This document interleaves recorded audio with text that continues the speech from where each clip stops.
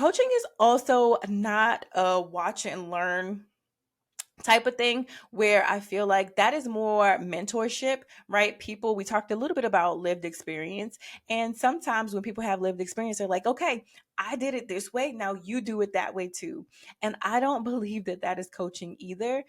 Because one, we know as human beings, there is no one size fits all thing for anything in life. But especially when it comes to our finances, there are so many nuances and variables. There's your income, there's your specific values, your vision, the things that you want in your life. There's your family dynamics. There's all of these different factors. Then there's the economy and all the things, the internal things, and then there's the external things that are impacting the how you make decisions in your path to financial wellness and your path to wealth. And so just having a one size fits all, watch what I do and do what I did, is not always the best model for people. And again, I think that falls more under mentorship than coaching.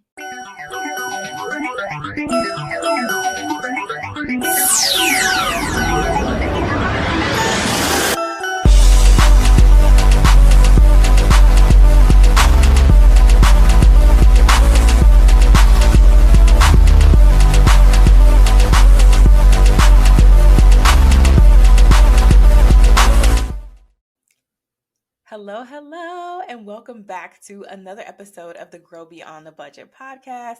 I am so excited that you are here. Your support of this podcast means the world to me because I am excited to bring you conversations that help you think beyond your spreadsheet, your app, your budget, and help you think about your money in a holistic way that helps you use your money as intentionally and mindfully to create the life that you love.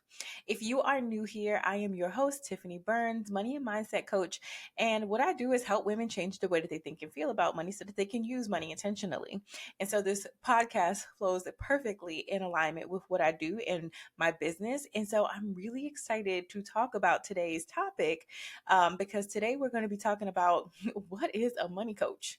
What is a financial coach? Because as a profession, financial coaching is still fairly new. And so there's a lot of questions. There's a lot of gray area around what financial coaching is. I still have family members. I started my business in 2020. I still have family members who ask me what I do. Sometimes when I say that I'm a financial coach, I'll have people start asking me questions about stocks and different investments and all these different things. And so today we're going to be talking about what is a money coach? What is a financial coach? What a financial coach isn't, how to determine what kind of financial professional you need.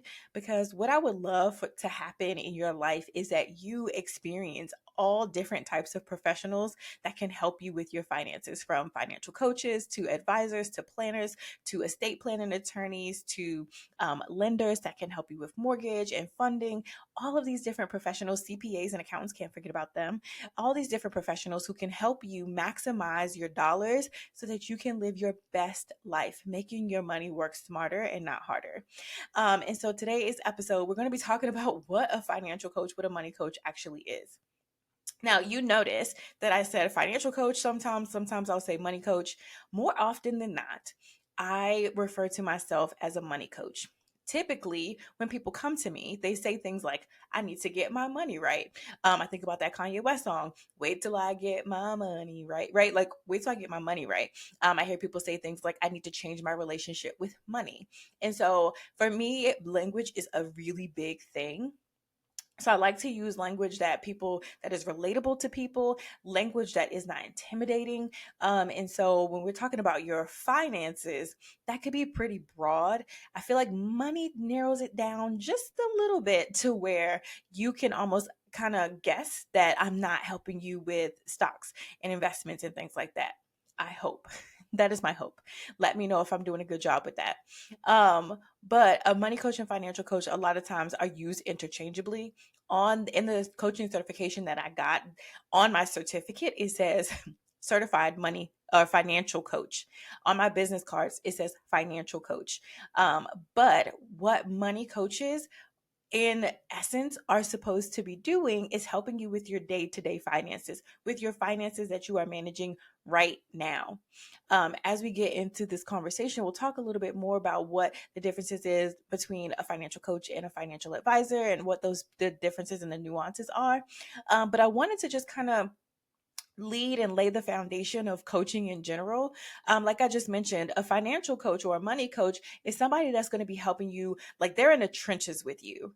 They're helping you with your day-to-day finances. They're helping you with your budget. They're helping you save money and create your debt payoff strategies. We are the ones that are helping you create the systems and the strategies that will help you manage your money effectively so that you can go to those other professionals and have a really clear picture of what you want, how to use your money effectively, and even have the funds to be able to invest and do all of the other things that these professionals will need, the resources and the capital to be able to do.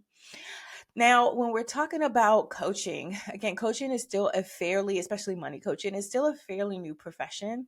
And so I found this really good definition of coaching online that I wanted to share with you because I really feel like it kind of captures what a good coach should do, and that will also lead us into what a coach shouldn't do. So I have notes. So I'm just going to be reading off my notes today because I don't want to miss these points. So the definition that I found was that it is a coaching is a form of development in which an experienced person supports a learner or client in achieving a specific personal or professional goal by providing training and guidance. And I loved this definition so much that I wanted to share with you because I'm going to break it down because it starts by saying that coaching is a form of development. And when I think about the word development, it automatically makes me think that this is going to be a process. This is not an event. This isn't something that I'm going to do one time. This is something that is going to be continuous and ongoing. Your development means that there's some sort of, again, a process that is happening. In which an experienced person, and I'm chuckling because I know I'll get to this in a second. I see so many times that people try to coach out of inexperience. And it's really unfortunate because when you are looking for a coach, you really want somebody who has experience in the thing that they're helping you to do. I think about, I've been like watching this show on Apple TV called Ted Lasso. If you haven't heard of it, it is about an American football coach who goes across the seas to the UK to teach football, as the rest of the world calls it, soccer, and he knows nothing about soccer.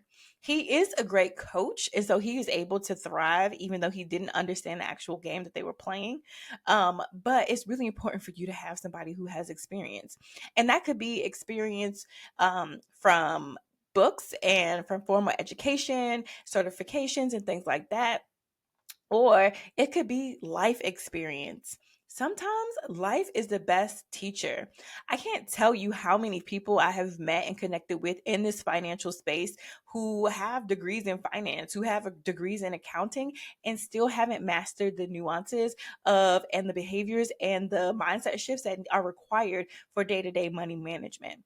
They still didn't know, by having a degree in finance, how to open up a 401k and to what investments they should make when they open up a 401k and all these different things that you would assume that you would know in these degrees programs that you're getting. And so just because somebody has book smarts or formal education and things doesn't mean that they have the experience that they need. So sometimes life is the best teacher. In the first episode, I shared my story about how my husband and I had $91,000 in debt and how I didn't learn about money growing up and how I made a lot of money mistakes, and how I overcame those. And that lived experience sometimes it's better than the things that you learn. When I'm talking to clients, it's much more relatable because not only am I saying, okay, well, put the money here, I'm saying, okay, I understand why it's hard for you to say no to your family members. I understand why sometimes when you see money in your account, you feel like this impulse to spend it because I've been there, I've lived it, and I've overcome those things. And so life experience can be sometimes better than book smarts. And so I wouldn't discount anybody who's saying, I've been able to do these things. You just want to make sure that they have some sort of like process to help you get those same results. So, and I have the Grow Framework, which I shared in another episode, which is the name of this podcast. It takes you through a framework that will help you create sustainable changes in your finances.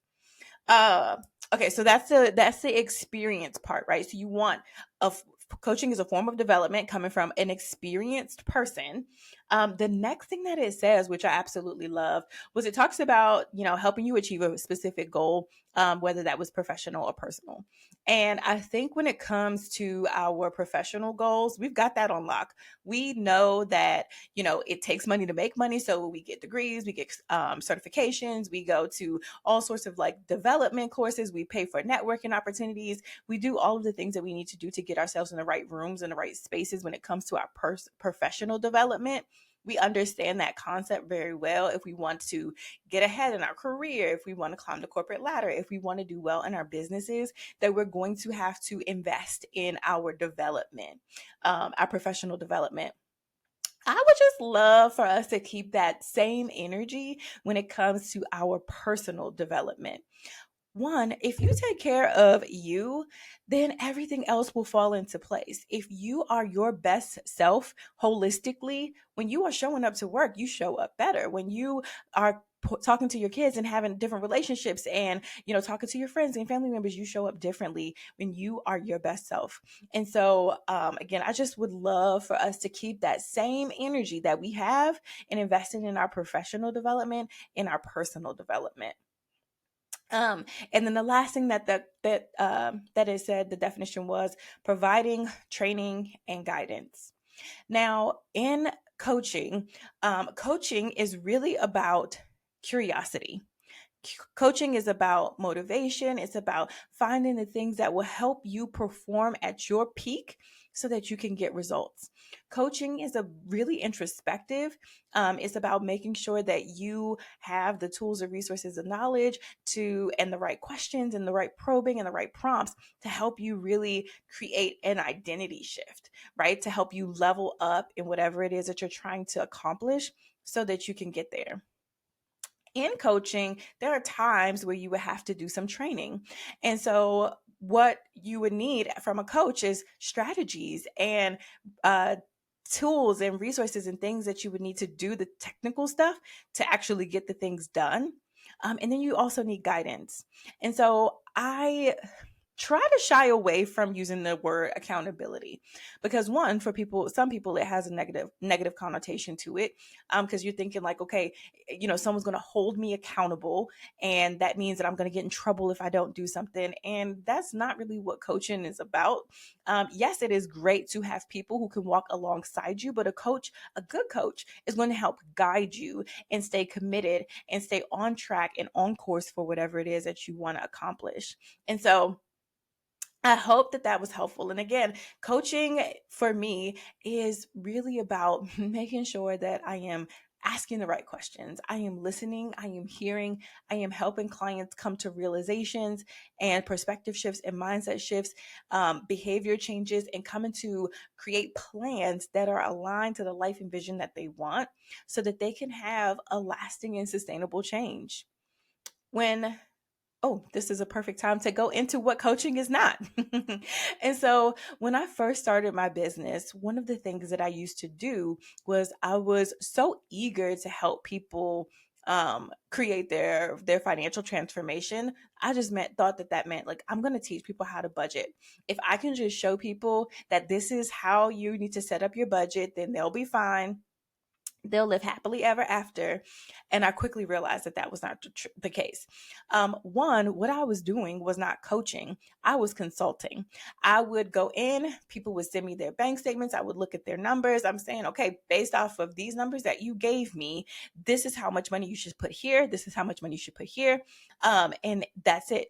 And that's not what coaching is about, because that doesn't help people really create a transformation. That doesn't help people perform at their peak. And it doesn't help people continue the work that you are trying to create after your sessions are done. And so coaching is not consulting. Those are two different things. And as a coach, there are times where I have to put on my consulting hat and talk about strategies and say, okay, well, based off of the things that we've talked about in the past, based off of your goals and things that you are trying to accomplish, I recommend that you do X, Y, and Z. But more often than not, I am asking questions to help clients get to that realization before I just jump in and start consulting. Coaching is also not a watch and learn type of thing, where I feel like that is more mentorship, right? People, we talked a little bit about lived experience. And sometimes when people have lived experience, they're like, okay, I did it this way. Now you do it that way too. And I don't believe that that is coaching either.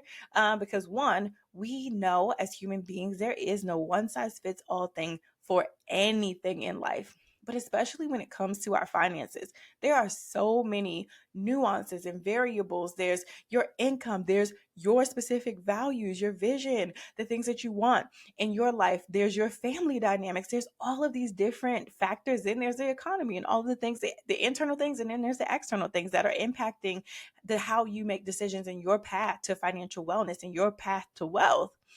And so just having a one size fits all, watch what I do and do what I did, is not always the best model for people. And again, I think that falls more under mentorship than coaching. Coaching is not, it also isn't just education.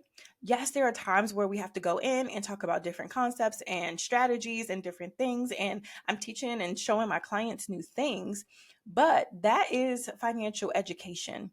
If you've been here for a while, sidebar, I do not care for the term financial literacy because no one wants to call themselves illiterate in any sense of the word. And so it's a little disempowering. I prefer financial education. And so, yes, there are times where I need to provide some financial education, but that's not all I'm doing. Another mistake that I used to make was thinking that, like, as soon as I told somebody a concept or told them how to budget and what to do, that they would just magically do it. And I quickly realized, just like with the consulting, that that also isn't going to work, because knowing what to do and doing them are two completely different things. There's so many times where we know that if we want to hit our weight loss goal, that we need to change the way we're eating. We need to be more conscious about our eating and our diet, and we need to move our bodies, but we don't do it. And so just telling people what to do is not an effective strategy. And that is not what coaching is all about. Again, yes, there are times where I have to go in and we will talk about different concepts and we'll out educate you on, the best strategies and things for your life and your goals. But that's not the only thing that coaching is about. Coaching also is not a quick fix. And when I think about that, I think about people who do like credit restoration. Those people will go in, they will send some letters on your behalf, they will take your credit score up a couple hundred points, wham, bam, thank you, ma'am, you are done.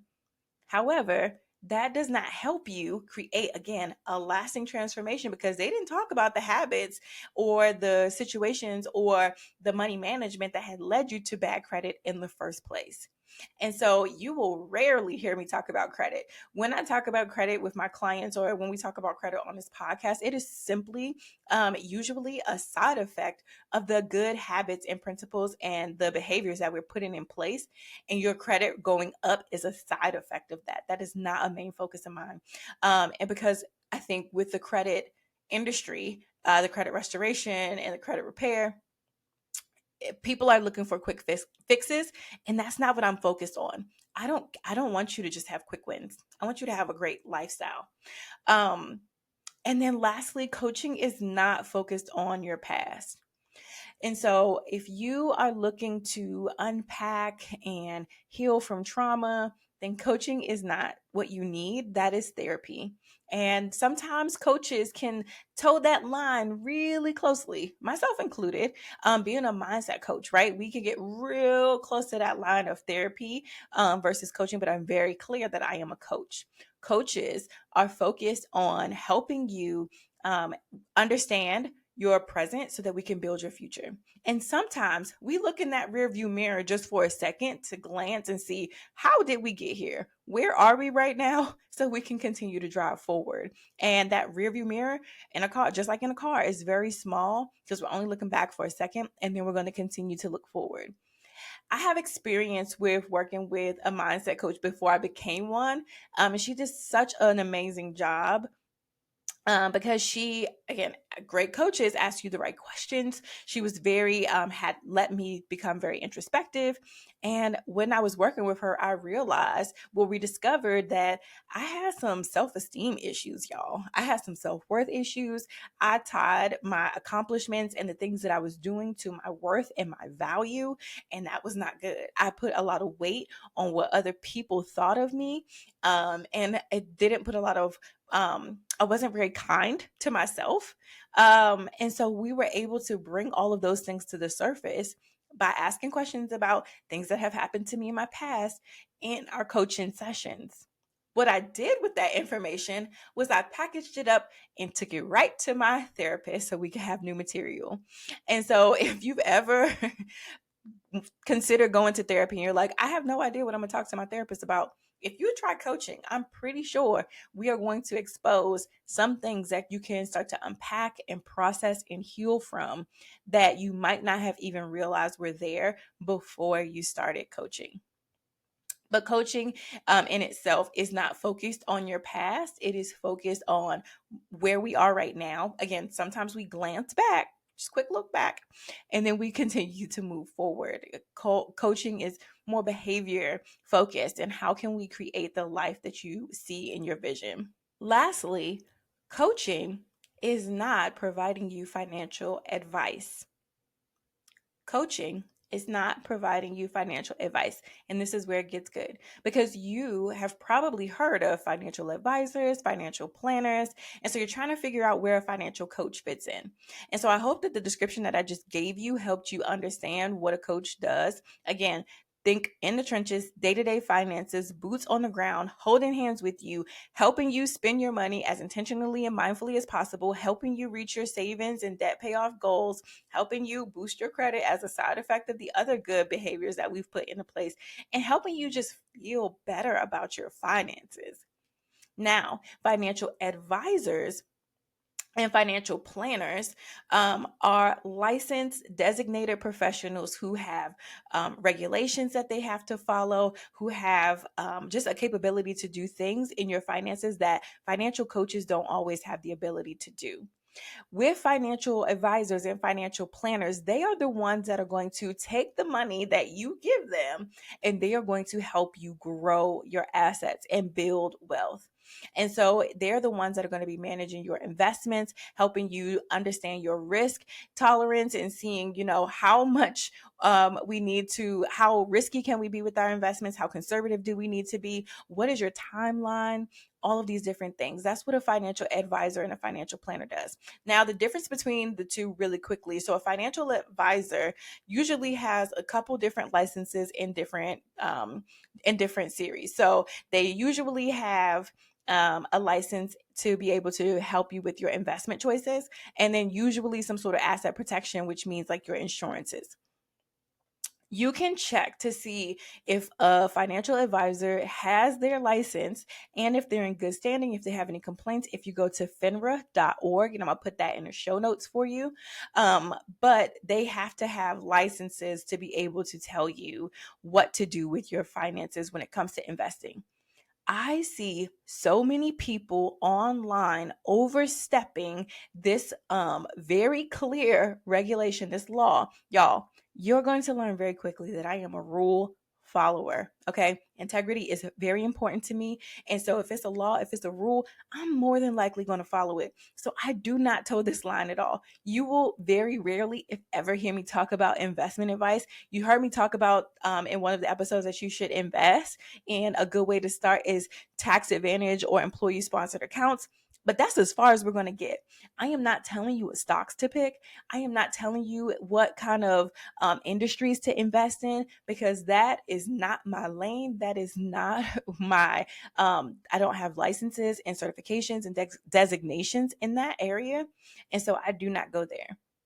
But I see people on the internet. It's like the wild, wild west that overstep that boundary all the time. Financial coaching is not financial advice.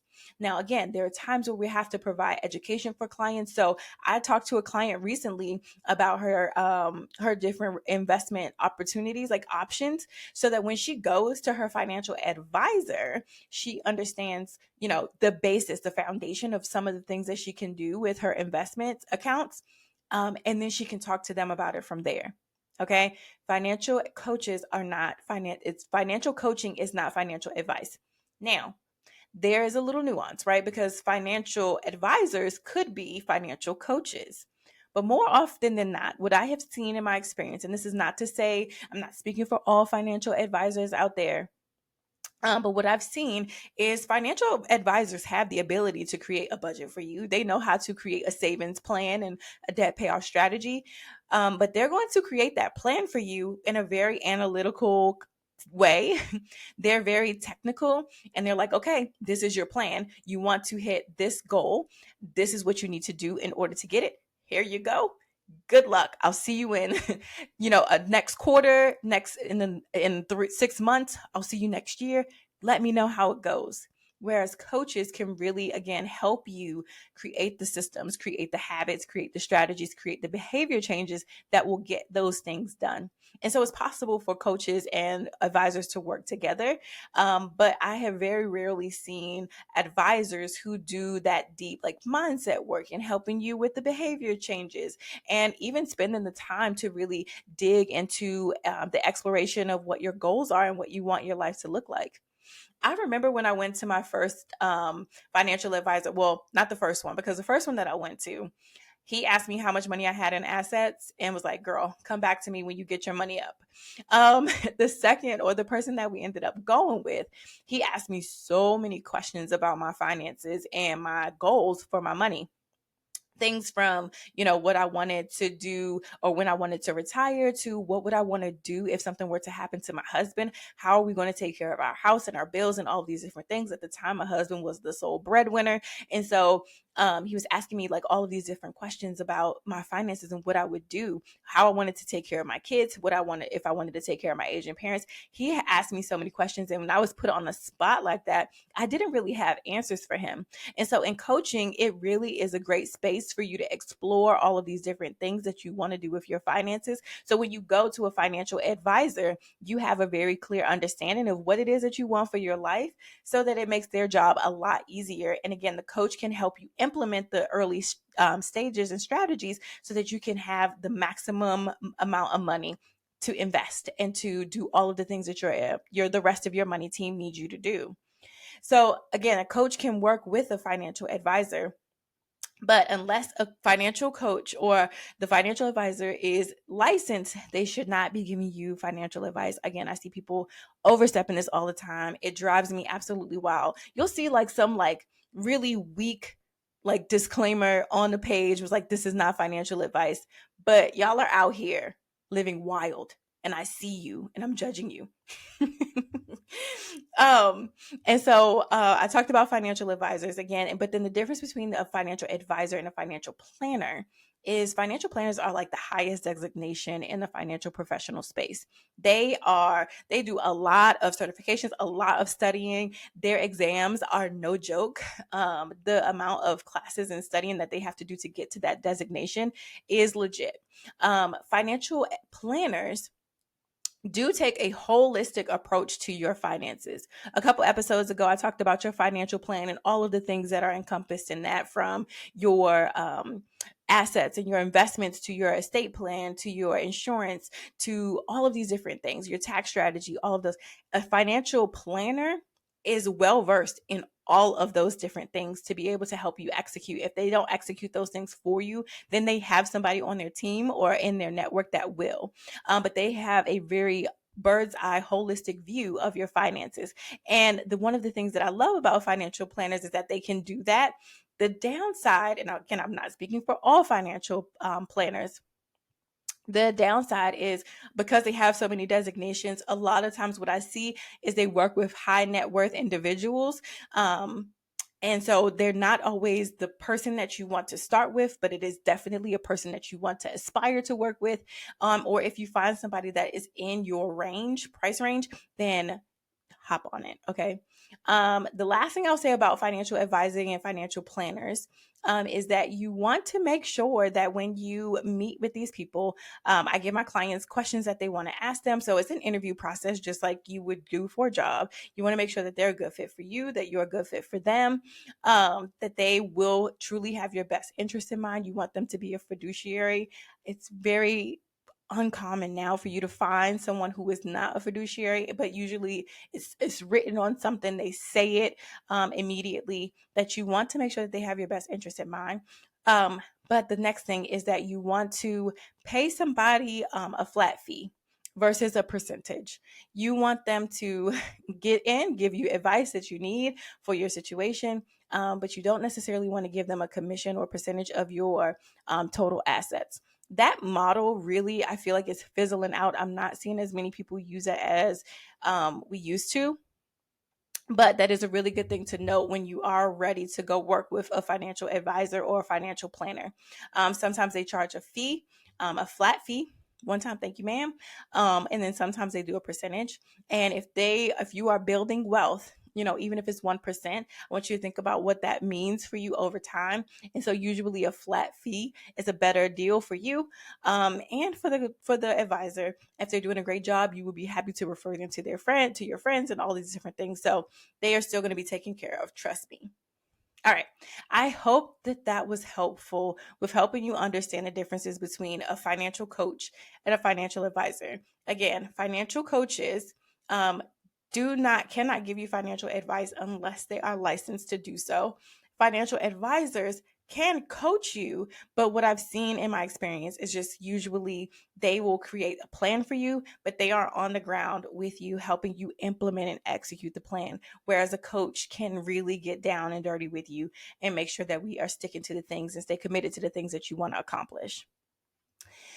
I had somebody ask me recently if I wanted to become a financial advisor, and honestly, I do not. And while there are parts of looking at the numbers and projecting out, I think it's the dreamer in me and the visionary in me that wants to see how these numbers can grow if we plug in the right ones to, to build wealth and to create the life that we love. But really, what I love is the coaching part. And so, if there was anything that I would go back to school for or do something with this, it would probably be the financial therapy part. I would love to get deeper into your feelings and help you process your traumas and the things that have happened to you in your past that are impacting and influences your decisions and things today, which is why I got my mindset certification. Because again, just telling people what to do, giving people information and knowledge about how to create a budget and what numbers they need to do and what numbers they need to save and how to pay off debt using the snowball or the avalanche, whatever strategy we decided for them, that wasn't enough. That wasn't sustainable. That didn't do it. We needed to do more. And so I have mindset certifications and a few different things so that I can really help people think and feel better about their finances. Now, in my business, when it comes to your mindset, there's three things that we are really focused on to help you accomplish when it comes to your money mindset. One, I want you to feel confident in your finances. I can remember just not feeling good about any of the decisions that I made, feeling just really unsure about myself because I didn't know how to manage my money. And when I felt like that, like it was easier for me to be influenced by what other people were doing. So if somebody was spending a bunch of money, then I felt like I needed to spend a bunch of money too. Or if there was some new trend or fad that was happening at the time, then I was easy to jump on board. This makes me think about like a couple years ago, like back in 2020, I feel like everybody and their mama was starting like trucking businesses. Everybody and their mama wanted vending machines because those were the fad things. And so when you don't have confidence in yourself and your abilities, it's easier for you to be swayed. And that is one of my goals, is to help you feel good about your finances, is to feel confident in the decisions that you're making, to understand how to align your life with the things that you want and not be distracted by outside noise so that you can stay on your path, stay in your lane. The second thing that I focus on when it comes to mindset is helping you overcome financial fears. And there are quite a few of them, right? Anything from the fear of the unknown, fear of change, fear of rejection, fear of judgment, fear of missing out. And I'm missing a couple more off the top of my head, but there's so many different financial fears that we have that cause us to procrastinate, that cause us to spend a little bit more than we should, that cause us to hold on to money really tightly and not release money to give, or to hoard money, and not spend and enjoy our money along the way. The last thing is to help you overcome or create a healthy relationship with money. And so we all, either you've been in a toxic relationship with somebody, or you know somebody that's in a toxic relationship. I want you to think about some of the symptoms of a toxic relationship, right? They are usually like, there's no trust. There is some infidelity, right? Like when we're thinking about our finances, there's a lot of people who are in a toxic relationship with your money and you don't even know it. You are disrespecting your finances by not budgeting, by treating your money like anything. This idea of I can do what I want with it today, it'll come right back to me, right? If these were people and personal traits, then those would be a toxic, or a relationship traits. That would be a toxic relationship, right? And so there's a lot of people who have a toxic relationship with money. And so it's my goal to help you create a healthier relationship, one that is intentional, one that has communication, one that has healthy boundaries with yourself and your finances, right? So how you are using your money intentionally, but also with other people, and how you let other people impact and influence your finances. This is a big one. I feel like this one might like push up to the forefront, because what I am seeing right now is so many people who have gotten their Superman capes on, their Superwoman capes on, and are trying to save everybody in their family and everybody in their friend group with their finances, when they don't know how to fly yet. And so creating financial boundaries in your is a one of the things that we focus on when we're talking about creating a healthy relationship with money. And again, just creating the clarity to understand, these are the things that I want in my life. This is how I'm going to get here. And this is what I need to do with my money in order to build. When we're thinking about your money, I want you to think about your money as a hammer.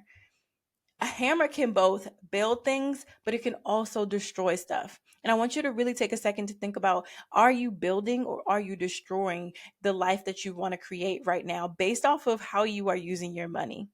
And so if you are not using your money as a tool to create, but yet a tool to destroy, then it might be time for you to look into hiring a money coach. And so those are the things that we focus on when it comes to the money mindset. When it comes to the money part, okay, because I'm both. I can do it all. When it comes to your finances, again, I help women change the way they think and feel about money so that they can use money more intentionally. And that looks like creating your budget, creating a system to manage your money in a way that is in alignment with your lifestyle, with your preferences. So everybody is not an app girl. Some people are spreadsheet queens. Some people love to write things down in journals and put it on pen and paper. But what we're not going to do is just keep it in our heads. But depending on your style, we help you create a system that makes sense for you, that will be sustainable for you, so that you can manage your money intentionally. But when it comes to the actual, like, what are we going to do? There's three things, just like there's three things on the mindset side, there's three things on the money side that I absolutely love helping clients do. One is to increase their gap. Now, you hear people talk about spending less than what you make, living on less and those sorts of things. And that really is what the gap is all about. The gap is the money, the difference between the money that you have coming in and the money that is obligated to go out. Okay, we need to create a gap into your income and expenses. That magic number in the middle is where the magic happens. But if you've ever wondered why it's hard for you to save, why is it hard for you to pay off debt, then it might be the first thing and sign and symptom to look for is your gap. Is there a gap? And if there's not, how do we start to create one? Now, that is one of my favorite parts, because creating your gap, you can do one of two things, really. You can either increase your income, which is my favorite part. I love brainstorming with clients on how they can start to increase their income. I love for people to focus on creating more money in their full-time jobs and pouring all their eggs and most of their eggs in that basket versus like going out and do a bunch of different things to create more income. But you can increase your income or you can lower your expenses. But that's how you get that number. That number is again where you can save money, where you can pay off debt. If you are looking to build your investments and to go work with a financial advisor, your financial advisor might say, okay, if you want to be a multimillionaire in the next 10, 15 years, this is the amount of money that we need to invest every month in order to get here. When we create that gap number is where that money would come from. And so I help you see your gap and to increase your gap. Again, by either increasing your income or lowering your expenses or a combination of both. The next thing that we focus on is creating a savings. Y'all, we know that life is going to life. And so it's really important for you to create a savings account that is for emergencies and also for just life expenses that you can kind of plan for and prepare for in advance. We are in November as I am recording this and as this episode airs. And so the holidays are right at our door. And a recent study has shown that 66% of people feel the most stress in November, December, and January as they pile on their holiday expenses on top of their regular bills. But we know that the holidays come the same time every year. And so you can create savings accounts that will help you for things like the holidays, money that you plan on spending, so you can take some of the sting away from it when it's time to use that money. But I help you create your savings goals and figure out like what buckets do we need to put some money in for things that are planned and that are upcoming so that you can have some cushion for when life happens, not if, when. And then the last thing that I love helping people do, you heard me tell my story about how my husband and I have paid off $91,000 in debt. And the debt freedom journey, y'all, completely changed me as a person. But I want so many more people to experience that. When you don't have payments going out to different creditors and different places, it frees your mind, it frees your money to be able to do so many other things. And so the last thing that I love helping people do is create their debt payoff strategy.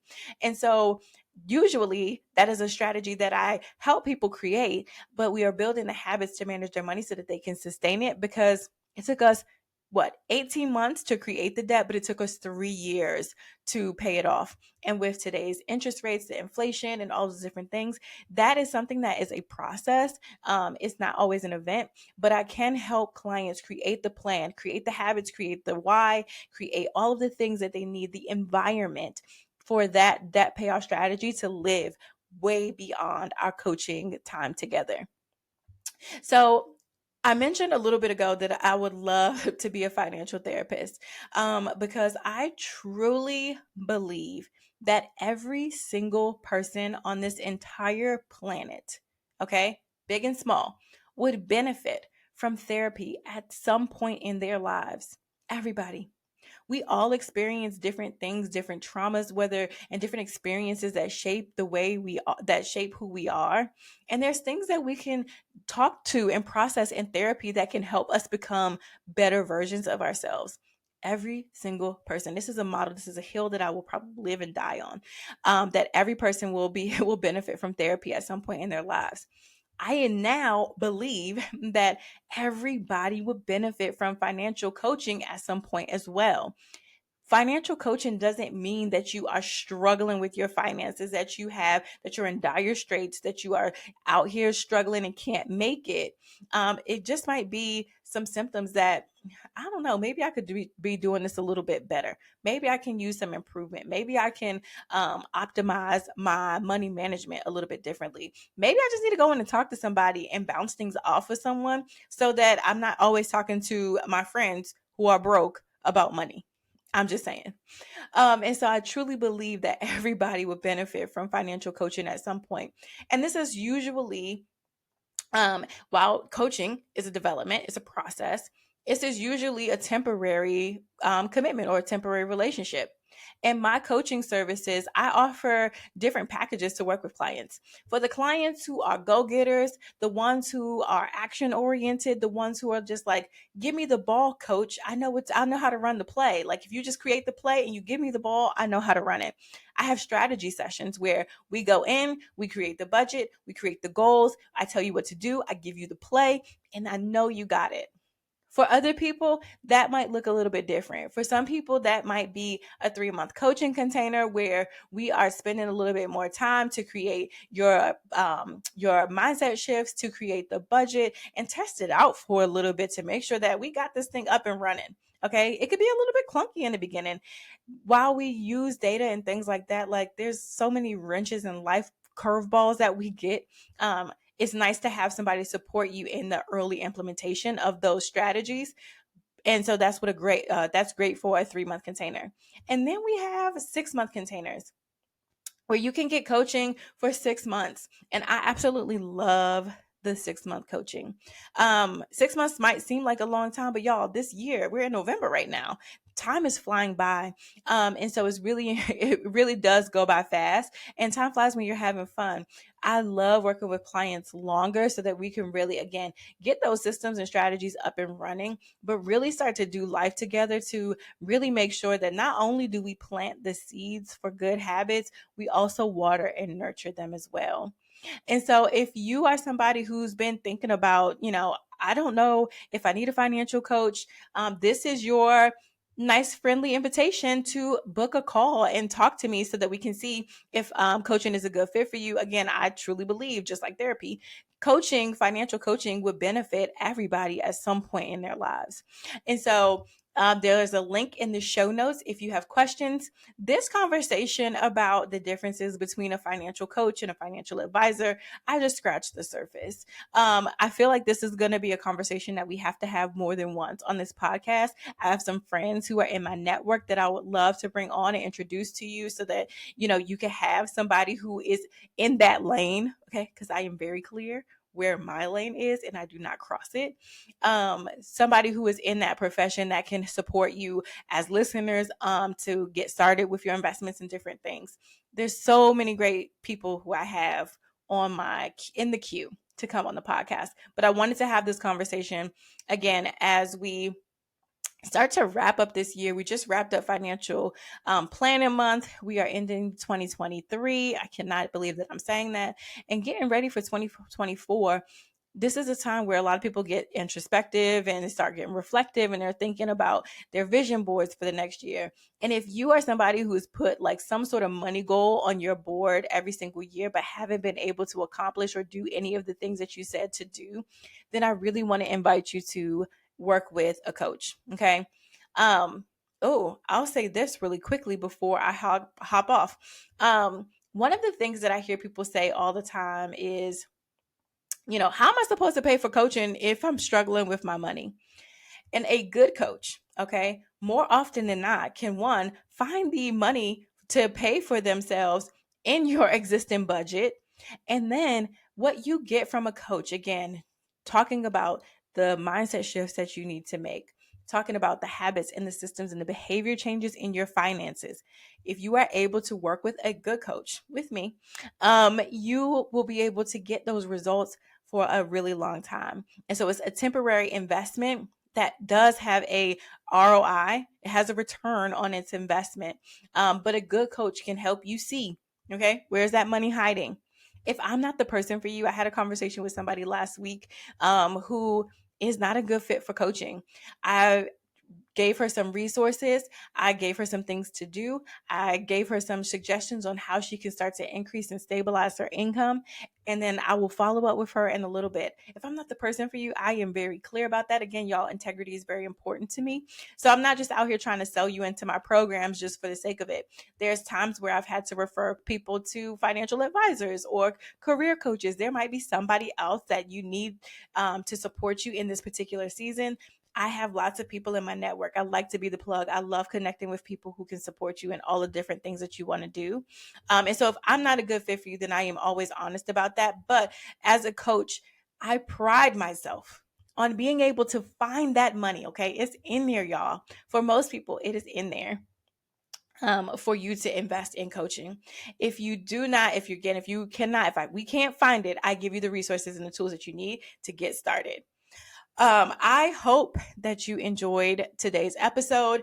If you have not liked, subscribed, reviewed, rated this podcast, here is your friendly reminder to do that. Also, remember, sharing is caring. So if you know somebody who needs to hear this, please share this podcast with them, so that we can get more people in front of this information. I would love for us to be able to really truly impact the world with this podcast and the way we think and feel about money, so that so many of us can start to create the life that we love. There's a book back here on my bookshelf that is called We Should All Be Millionaires. And I absolutely love that book because I freaking believe that we should all be millionaires. So share this podcast with somebody if you enjoyed it, like, subscribe, review, all of the things. And until next time, keep growing.